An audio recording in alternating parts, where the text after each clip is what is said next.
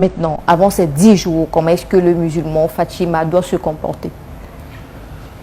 Le musulman doit avoir de bons comportements, d'abord vis-à-vis de son Seigneur Allah subhanahu wa ta'ala, multiplier le repenti. Pourquoi? Parce que chaque fois quand tu ressens que tu vis, pourquoi? Parce que beaucoup vivent aujourd'hui, mais peu sont parmi ceux-là qui ressentent, qui reconnaissent, n'est-ce pas, qu'ils vivent, n'est-ce pas? Alors, le musulman, il est celui-là qui exploite la vie, qui est notamment un don venant d'Allah subhanahu wa ta'ala à son égard pour multiplier beaucoup de repentis au cours de ce moment-là. Donc ici, c'est pour dire que Dhul Hijjah, c'est un moment où chacun doit multiplier le repenti vers Allah subhanahu wa ta'ala.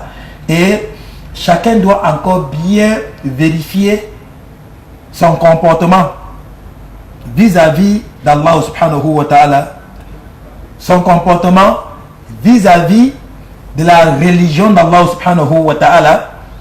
Pourquoi? Parce que vous constatez aujourd'hui que beaucoup ne considèrent plus cette religion en sa juste valeur.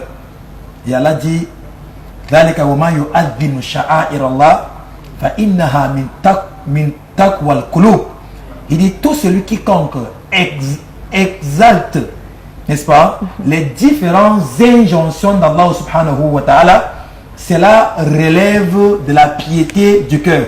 C'est-à-dire que chacun doit fortifier son cœur en piété, c'est-à-dire en faisant comment?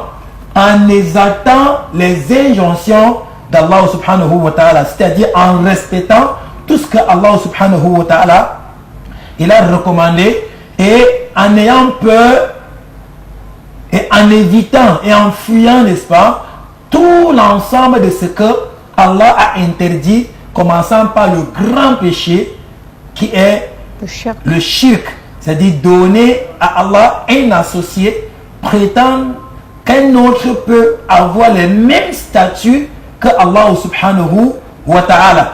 Et de ce sens-là, chacun parmi nous aussi doit encore faire le bilan